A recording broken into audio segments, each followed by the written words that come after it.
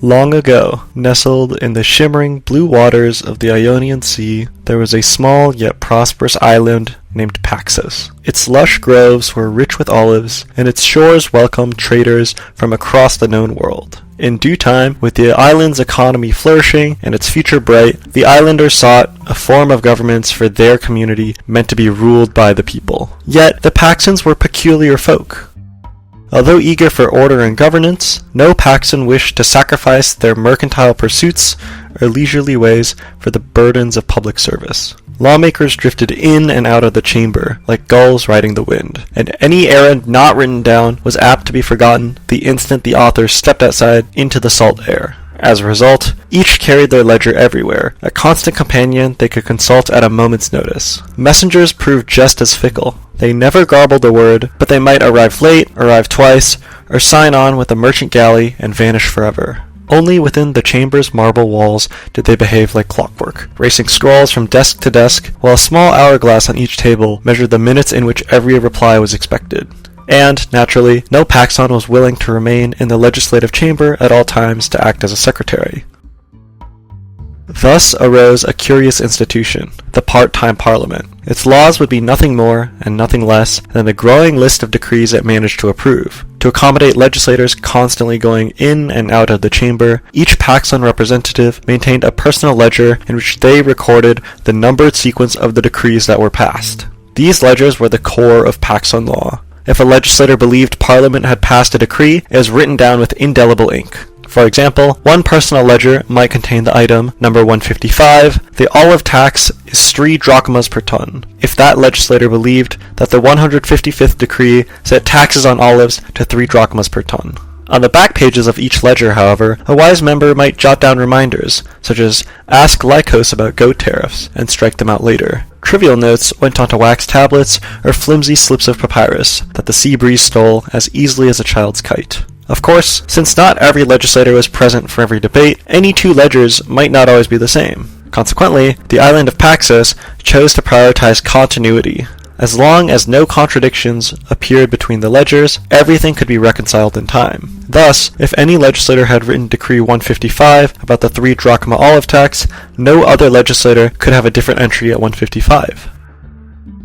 Decree numbers themselves were not private tallies, but shared milestones. Once a proposal took the next unused number, that index belonged to all Paxans at once. A legislator returning from a season at sea might open their book to find long stretches still blank.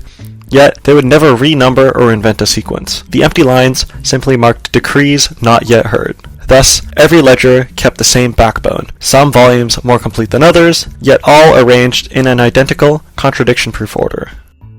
However, this naive solution soon crumbled. One group of legislators passed Decree 237, declaring that painting on the temple walls was forbidden.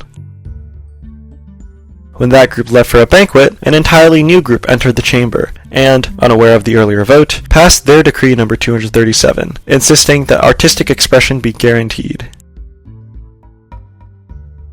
Shaken, the citizens of Paxos appealed to their mathematicians. How could a parliament function if its members rarely attended sessions? How could decrees ever be passed consistently when messengers lost scrolls and legislators disappeared with their ledgers and their memories? Fortunately, 2 simple facts gave the scholars hope. First, debate was never the obstacle. A Paxan legislator would cheerfully endorse any decree once it was properly proposed. No filibusters, no factions, just a hurry to get back to trade. Second, the tools of order were already in every pocket. The unalterable ledgers, the erasable back pages, the trusty hourglass, and messengers who, inside the chamber, never blurred a single word. Armed with that cooperative spirit and those humble instruments, the mathematicians set out to design a ritual that would keep every scattered ledger forever in step. First, the mathematicians worked to handle just one decree, hoping their word would generalize. Devising a ritual called the Ballot, this ceremony obeyed 3 rules. Number 1, no 2 ballots may share a number. Number 2, each ballot must gather a quorum, a voting group large enough such that any 2 quorums in the whole system would share at least 1 person. With always at least 1 person overlapping, there would always be someone who could see every possible ballot, threading together one single line of truth. Number 3, if anyone in a legislator's quorum had already voted in an earlier ballot, this new ballot must reuse the decree from the highest numbered of those earlier votes. Then, to pass any ballot, the legislative author would attach their idea to an unclaimed number, sending messengers across the quorum. Each recipient sends a response to the original author of their highest numbered ballot they've voted on so far, concluding with the promise to ignore any ballot whose number is lower than the one now under discussion. If the replies mention older decrees, the author must adopt the wording from the highest numbered earlier vote. If none appears, they may pen their own text. They will then send the finished scroll back to the same quorum for their signatures. Only when every member of that quorum has added a signature does that decree take effect.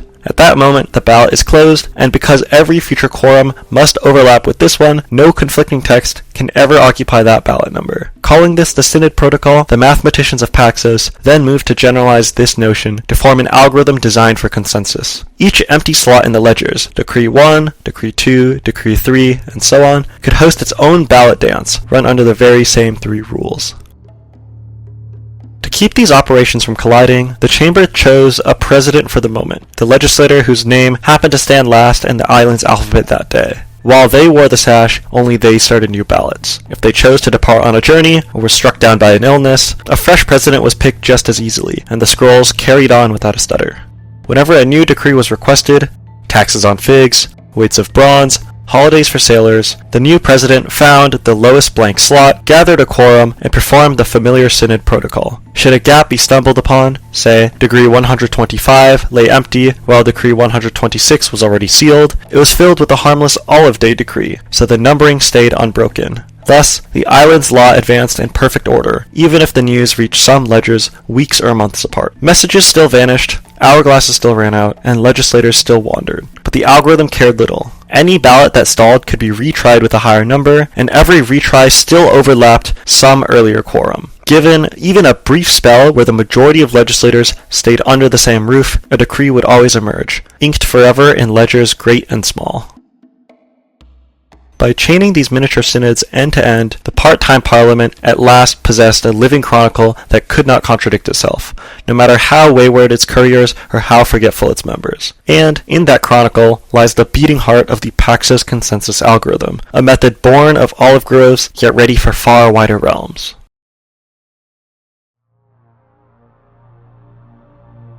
This history and story, while as fascinating as it is, sadly lies in fiction. The island of Paxos does really exist, but this part-time parliament, as described, is only a parable. Invented by computer scientist Leslie Lamport, the tale of Paxos' wandering legislators and forgetful messengers acts as a conduit to teach the important concept of consensus in distributed computing. Swap scrolls for network packets, and priests for servers, and you have today's data centers. Legislators become processes, ledgers are replicated logs, and messengers represent the internet itself.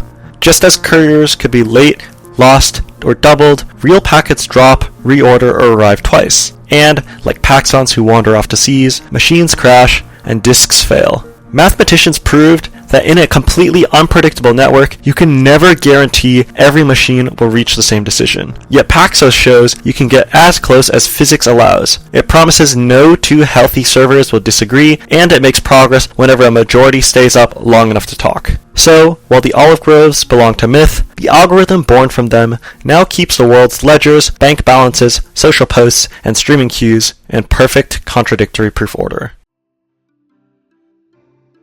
This video marks part 1 in my new distributed computing series. I have a few future topics in mind, but if you have anything in particular you want to see, please let me know down in the comments below.